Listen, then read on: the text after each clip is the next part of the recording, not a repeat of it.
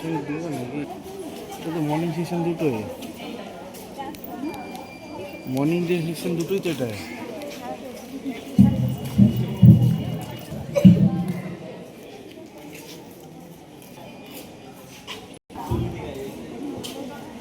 আমরা আজকে এখানে সমবেত হয়েছি, সবাই আমরা জানি